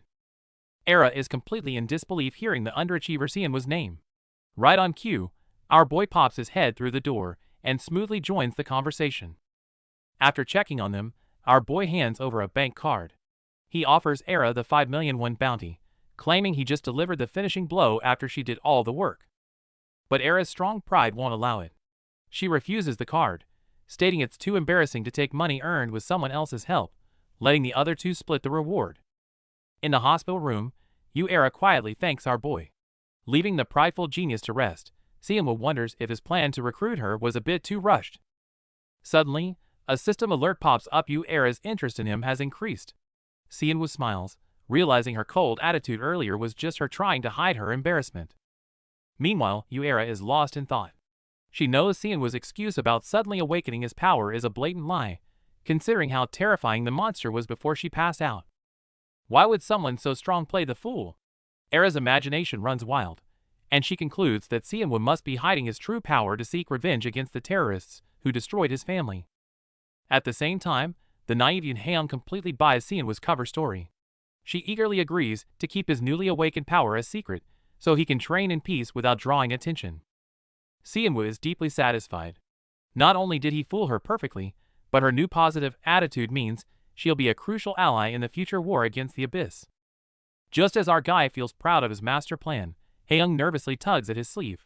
Seeing her blush and ask if he protected her out of romantic interest, Seonwoo realizes he might have just sparked a massive misunderstanding. In the hospital room, Haeyoung recalls our boy's constant care and shyly asks if he has a crush on her. This direct question instantly makes our boy break out in a cold sweat. To prevent further misunderstanding, our boy earnestly explains he only values her potential. Hearing this purely practical answer, Haeyoung sighs in relief, though the atmosphere turns slightly awkward. Facing our boy's teasing question, Haeyoung frantically waves her hands to hide her embarrassment. Blushing hard, she mentally reminds herself never to overthink things with this clueless guy again. To change the subject, Haeyoung generously hands over 7.5 million won for future training. Seeing this massive sum, our boy instantly turns into a dedicated mentor, thrilled by his wealthy disciple. Just as our guy eagerly plans the next training, another transfer for 15 million pops up. Seeing everyone rushing to throw money at him, our boy is utterly overwhelmed by this happy problem.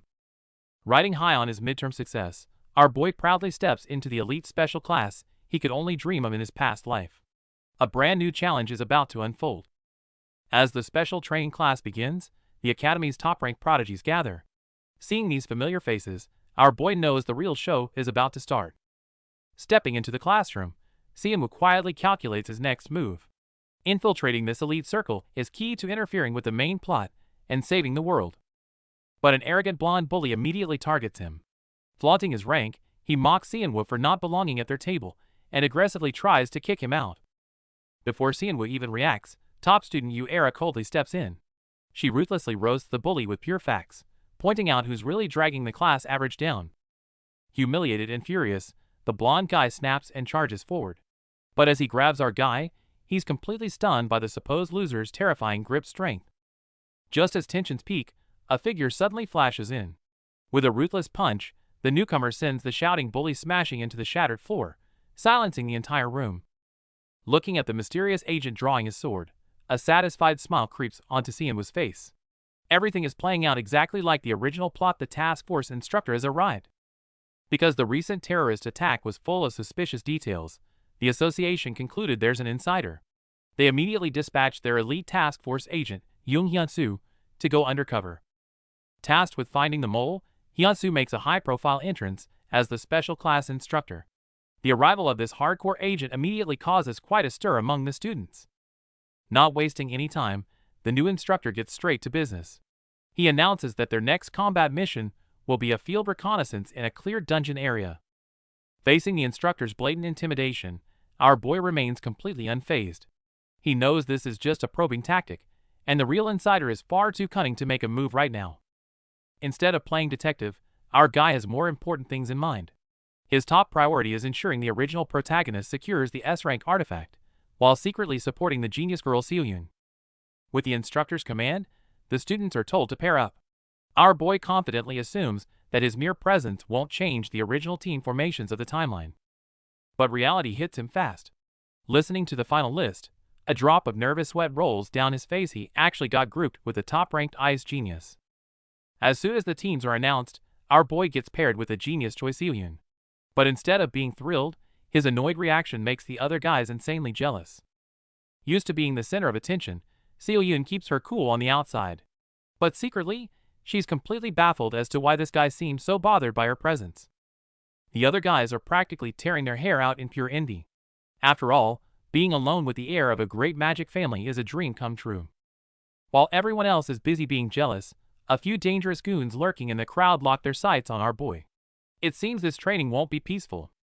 Meanwhile, Era can't help but feel a bit salty about our guy's recent track record. Going from dead last to constantly teaming up with top-tier girls has made him the ultimate gossip target. Hearing the system repeatedly chime that Seoyun is curious about him, our boy just feels a chill down his spine. This is exactly the kind of attention he doesn't want. To shake off the awkward tension, he quickly suggests checking out the path ahead. Seoyun follows with a sweet smile, secretly vowing not to let him have his way. Seeing Seoyun's overly sweet and seemingly innocent smile, our boy breaks into a cold sweat. He knows better than anyone just how cunning she really is. According to the original plot, Seoyun should be obsessed with recruiting the true protagonist right now. Our boy quickly devises a plan to use himself as bait, steering the broken storyline back on track. To outsiders, Choi Seoyun seems to have it all, boasting a perfect life with unmatched talent and beauty. But only she knows that this so-called perfection is just a facade, worn to meet her family's crushing expectations. Treated like a puppet with her entire life designed by her father, she has finally found a real goal to pursue in this special class. Suddenly, an unexpected ambush breaks the silence. Our boy instantly senses the danger and unleashes his magic to protect his companion. It turns out to be an ambush set by that arrogant blonde kid. Facing these clueless fools, our boy doesn't even waste his breath and blasts them away in one strike. Meanwhile, the task force agents are secretly monitoring the forest using magic vision. To them, this is just a bunch of kids playing house with low-level monsters. The captain orders them to watch for anyone leaving the camp. Little do they know, behind this seemingly simple trial, a real storm is quietly approaching. Chaos erupts in the exam area. The arrogant blonde, Park In-hwan, goes completely out of control, indiscriminately attacking everyone. Even the genius Choi Seoyun struggles to hold off his relentless barrage. Meanwhile, the task force instructors outside notice the barrier's destruction. Realizing the students are in grave danger, they immediately split up and rush to the scene. Back on the battlefield, just as the defense line is about to crumble, a brilliant blue light tears through the flames. Our boy Jin Sun-woo can't watch this anymore and forcefully intervenes. In his past life, Sun-woo stood by and watched this bully's misdeeds because he was just an extra. But now, facing this throwaway villain who is begging for a beatdown, he decides to settle all scores. With just a wave of his hand, Sun-woo's sharp magic blades instantly send all the blonde's lackeys flying. Enraged by the humiliation, the furious blonde roars and charges at him. However, blind rage means nothing against absolute power. Sun-woo counters with a flawless combo, leaving zero time to react, and completely crushes the arrogant bully under his heel. Gathering an overwhelmingly oppressive energy orb in his hand, Sun-woo coldly asks for one reason to spare him. Terrified by the true threat of death, the once proud bully immediately drops to his knees begging. Dropping his weak facade, our boy conjures a terrifying orb of magic and grabs the arrogant bully by the hair. The cold-blooded threat instantly shatters In-hwan's ego, sending him running for his life. As soon as the bully is out of sight, our boy drops the ruthless act and catches his breath. The intimidating persona was all just a show to turn this unfortunate guy into the perfect bait. Panicking and running wildly, In-hwan's suspicious behavior immediately catches the task force agent's eye. The poor bully barely escapes our boy, only to be relentlessly chased down by a deadly agent. With the diversion a complete success, our boy regroups with the twin-tailed genius, Choi Seoyun. Having witnessed him easily handle a top-ranked senior, her perspective on him shifts, triggering a system prompt that her interest has increased. Seoyun admits she used to think he was just a desperate attention seeker, but now realizes he's a completely different person. our boy playfully brushes off her questions, keeping his easygoing facade intact. Their peaceful break doesn't last long. With a violent tremor, a massive, energy-infused rock monster suddenly erupts from the earth, cutting their chat short. The real battle is just beginning. Just as the team struggles against a giant serpent, a blinding blast of light magic strikes from out of nowhere, completely obliterating the monster's attack. Recognizing the iconic holy light, our boy smirks. Right on schedule. The original protagonist, Lee Seo-jun, makes his grand entrance to save the day. Seo-jun cheerfully checks on everyone, mentioning he's been patrolling nearby. Watching this, Sung-woo secretly rejoices, knowing everything is flowing exactly according to his plan. With the perfect cast assembled, Sung-woo smoothly plays the role of a guide, directing everyone's attention to a mysterious glowing cave to trigger the hidden event. While the others are mesmerized by the strange light, Sung-woo's system window clearly identifies the cave as an extremely rare hidden stage. Though a dungeon within a dungeon is highly dangerous, Sung-woo is secretly thrilled. He has already prepared all the groundwork for Seo-jun to clear it easily. As expected, the hot-blooded Seo-jun suggests exploring it. To maintain his cowardly extra persona, Sung-woo immediately refuses, though they eventually step into the mystical waters anyway. However, the atmosphere inside is chillingly eerie. Accompanied by a ghostly whisper calling out to them, a terrifyingly powerful magical energy instantly sweeps over the group. Disaster strikes? The hidden boss, the Ghost Witch, has unexpectedly appeared and possessed the ice genius Choi Seo-yun, turning a powerful ally into a deadly foe. The possessed Seo-yun unleashes a devastating energy wave. Blown back by the unexpected preemptive strike, Sung-woo realizes that his meddling has completely derailed the original storyline. Deep in the forest, our boy pins the blonde villain down to demand answers. When the guy refuses to talk, our hero officially arrests him for colluding with terrorists. Just as the traitor is handled, outside operatives receive an urgent alert. A safe dungeon has suddenly mutated into a deadly hidden stage, and a student is trapped inside. To save the day, our boy and the original protagonist step into the freezing hidden stage. Thankfully, our guy knows the mechanics well and hands out premium insulated gear.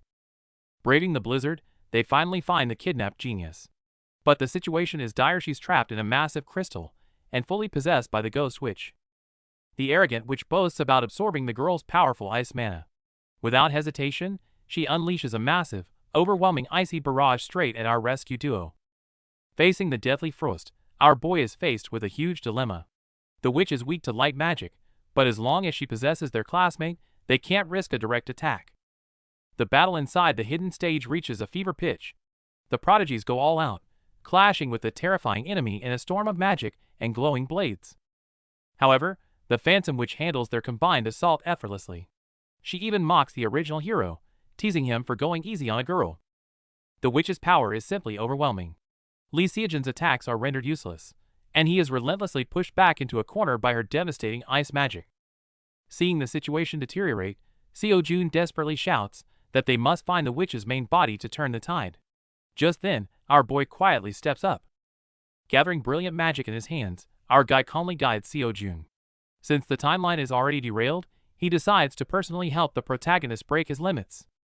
Meanwhile, outside the stage, the blonde troublemaker is bound and interrogated by the task force instructor. His foolish provocation is exactly what dragged everyone into this deadly crisis. The teachers outside realize a severe anomaly has occurred. With the barrier completely sealed, they are powerless and can only pray that the students survive on their own.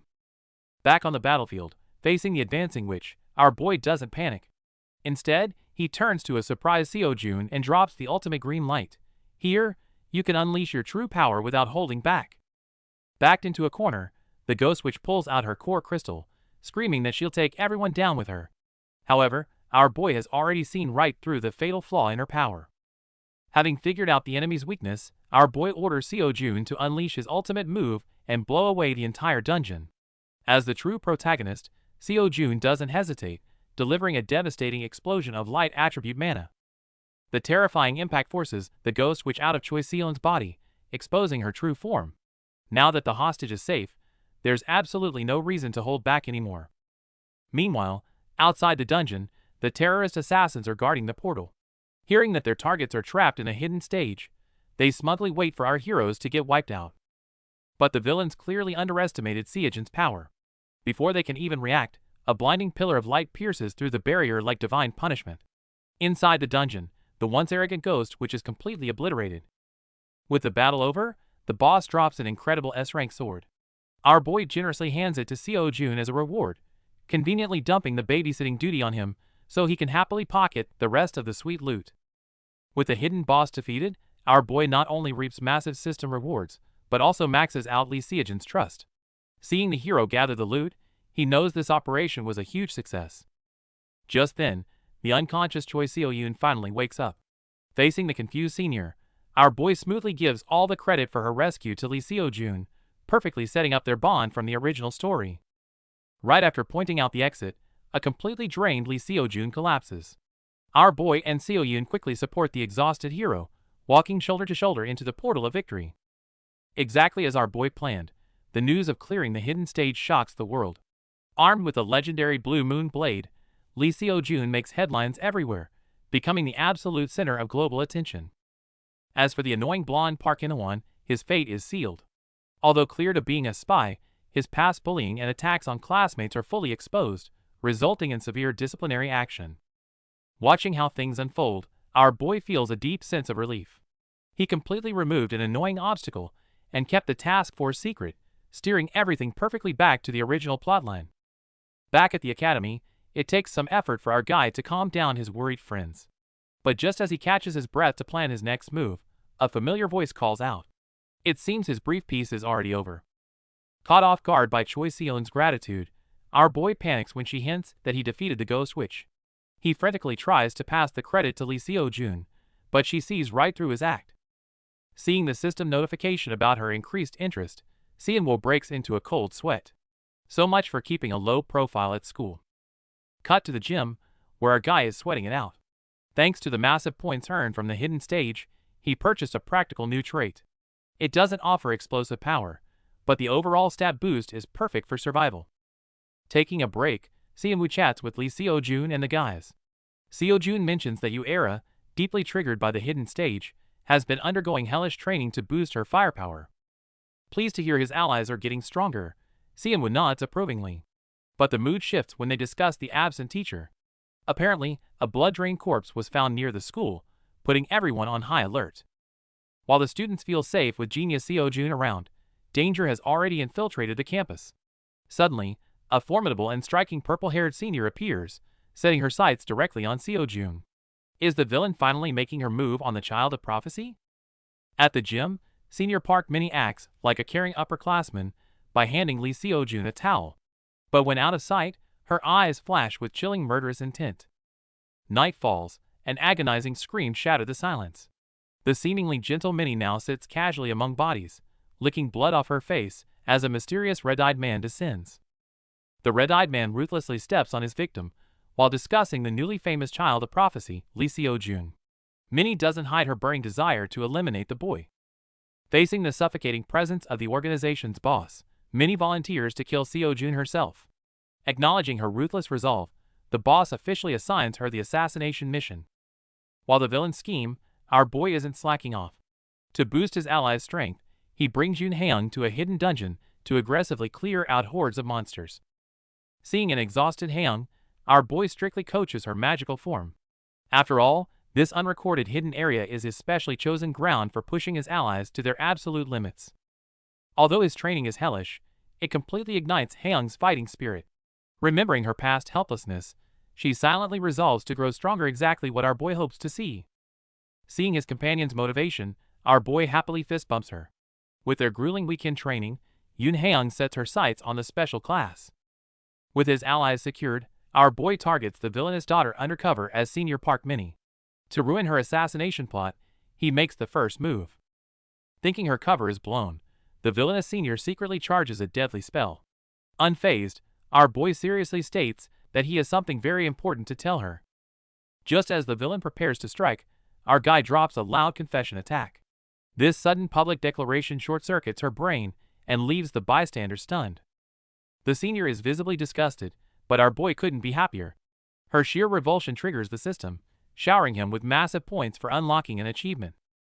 The creeped-out senior flees in panic, leaving our boy slightly doubting his own looks. However, despite the swift rejection, This kamikaze move worked perfectly. A public confession makes the villain too conspicuous to assassinate anyone, while harvesting sympathy points from hidden onlookers. His two birds with one stone strategy is flawless. Before he can celebrate his master plan, a classmate asks about homework. In an instant, the mastermind is brought right back to the painful reality of student life. The academy is completely buzzing over the latest hot topic on the school message board. Whether in the cafeteria or the classroom, everyone is stunned by what they're seeing. Right there on the board is our boy's high-profile confession to the dangerous third-year senior. It's so absurd that everyone thinks it must be a malicious prank targeting him. While his friends are laughing their heads off at the table, the villainous senior herself is thoroughly disgusted, overthinking that our guy might have some twisted fetish. Unbothered by the wild reactions, our boy shrugs it off. His priority isn't taking her out right now, but preparing for the massive crisis about to hit the original protagonist, Lee Seo-jun. Meanwhile, the scene shifts to the American Artifacts Museum. As night falls, the security team sets up the magic barriers, preparing for their routine night patrol. Little do they know, a terrifying storm of violence surrounding those glowing ancient artifacts is already quietly unfolding, all aiming directly at the child of prophecy. Uninvited guests breach the highly secure Holy Relic Vault. A guard tries to stand his ground, foolishly mocking the intruders as washed-up terrorists from a bygone era. But warnings mean nothing against absolute power. The intruders attack without mercy, effortlessly crushing the guards. To these violent extremists, the resistance is boringly weak. Watching his comrades fall, a surviving guard realizes the intruders aren't just here to steal. Because someone insulted their king, the terrorist group Jayan unleashes a bloody massacre. Back at the academy, news of the attack spreads quickly. Sitting quietly in the cafeteria, our boy realizes that a deadly clash with this terrifying organization is fast approaching. Meanwhile, at Jayan's hideout, the ruthless attacker smiles at the news, while a battle-hungry comrade complains she didn't level the entire block. Our boy's true test is just beginning. The scene shifts to the Jayan terrorist group's internal meeting. Following their recent failures, the atmosphere is heavy, with the blonde operative visibly frustrated over their hasty decisions. These arrogant villains have surprisingly reached a consensus. At this critical moment, absolutely no one wants to cross paths with our boy under his Jinwoo alias.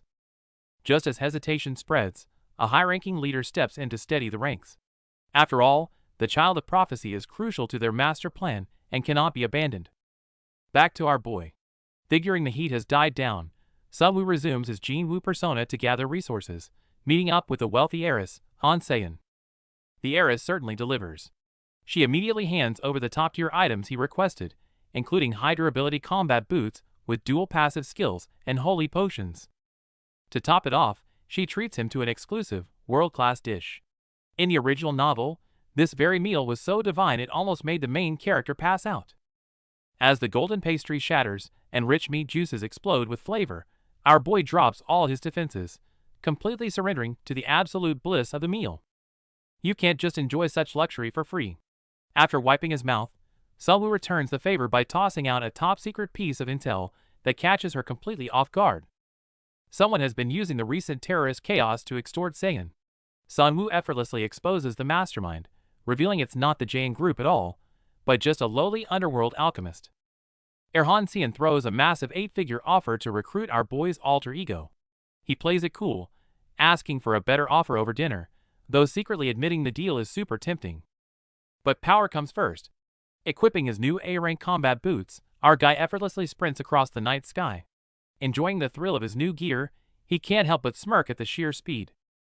Back to the reality of magic law class. After his teacher ruthlessly shoots down his request for a deadline extension, our boy internally plans to finish the assignment in a day using his insider knowledge.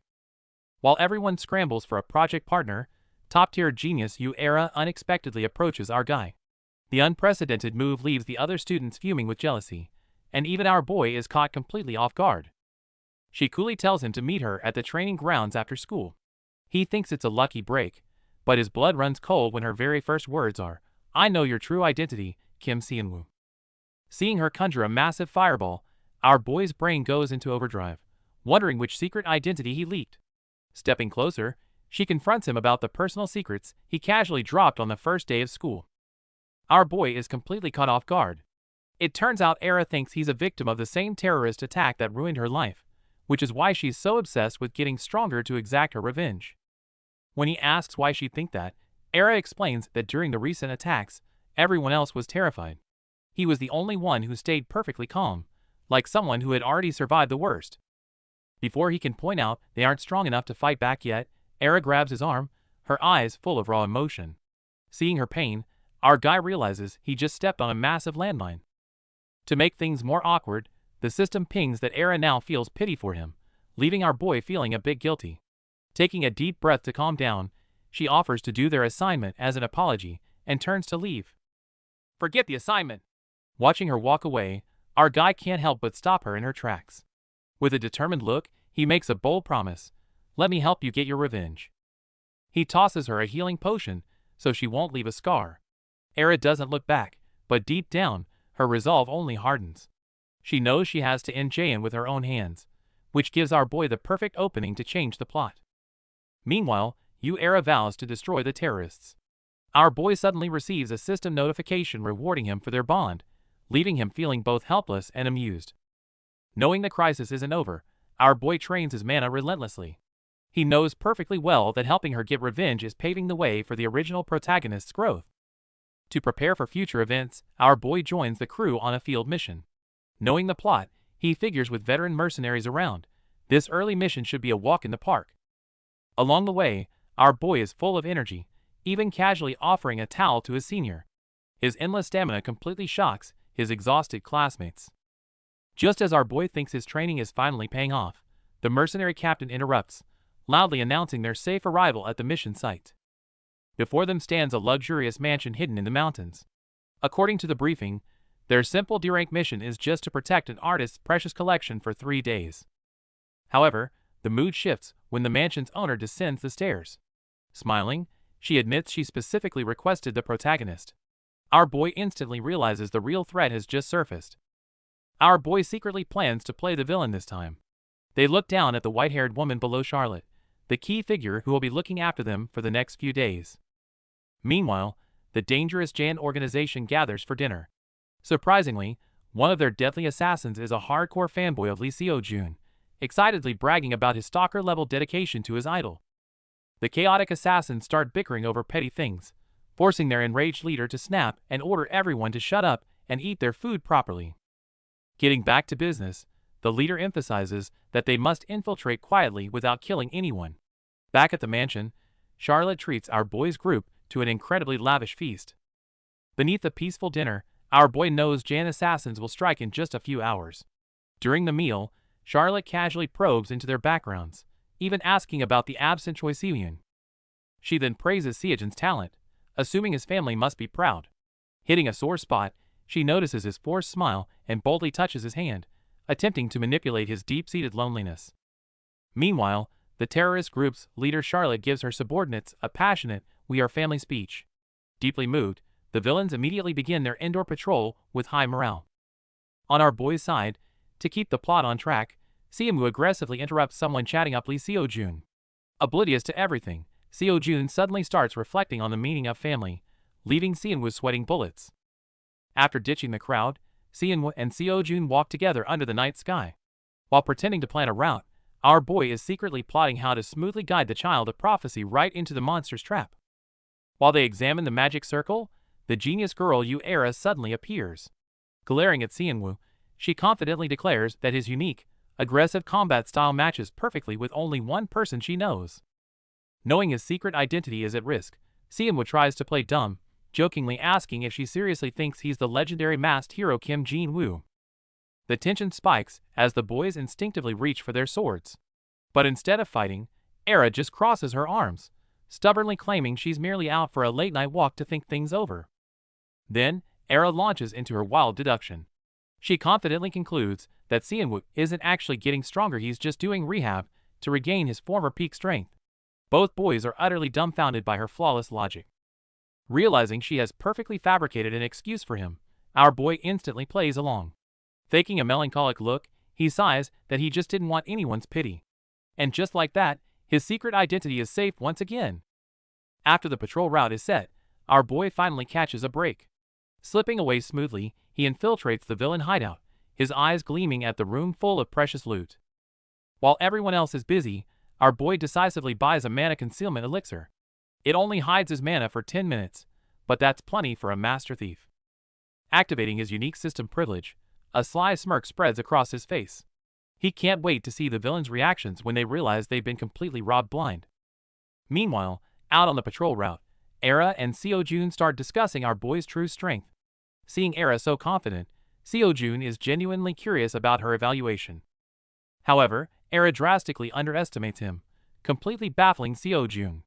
Having witnessed our boy's flawless mana control, Seojun knows his extreme precision requires far more than just raw power. Right as they chat, a familiar figure suddenly appears in the darkness. Upon closer look, it's their senior, Park Minnie, who seems to have just finished a late-night workout. Back at the vault, our boy is racing to decode the complex magic formulas. To avoid alerting hidden enemies, he carefully relies on the elixir to mask his presence. As brilliant blue light flares up, he places his hands firmly on the magic circle. As long as he doesn't fully trigger the alarm, he can quietly sweep the vault clean, but the real danger is just beginning. Our boy smoothly infiltrates the villain's secret vault. Faced with the tricky security magic, he activates his unique system privilege, easily dismantling the defenses. Now, it's time to loot. While our guy is busy looting, things take a dark turn outside. The mercenary guards are just chatting about their pay, completely unaware that death has already placed a hand on their shoulders. Assassins from the terrifying main organization drop in out of nowhere. With overwhelming power, they instantly slaughter the unlucky mercenaries before they can even scream. As the ruthless massacre unfolds, a senior student is nearly killed. Just in time, the original protagonist Lee Seo-jun charges into the fray, heroically clashing blades to save her life. Unfazed by the resistance, the white-haired leader of the terrorist group unleashes a massive, abyss-like purple energy rift. The sheer gap in power leaves the survivors in absolute despair. In the blink of an eye, the heavily guarded Black Flame mercenaries are completely wiped out. The bloody aftermath proves this area has truly turned into a living hell. Learning that an S-rank monster is involved, the group barricaded inside braces for the worst. Meanwhile, observing from the shadows, how will our boy turn this deadly situation around? While enemies lurk in the shadows targeting Seo-jun, our boy's teammates are panicking. They throw off his blanket only to realize he has completely vanished. While everyone searches frantically, our boy is busy looting the enemy's vault. Watching his subspace pocket fill up, he casually swipes every rare item in sight. Fully loaded with loot, he happily opens a portal to sneak back to his room, already calculating the next moves of the mysterious third party. But the moment he steps through, he completely freezes. A blood-soaked assassin from the highly dangerous main organization is standing right there. The real storm has just begun.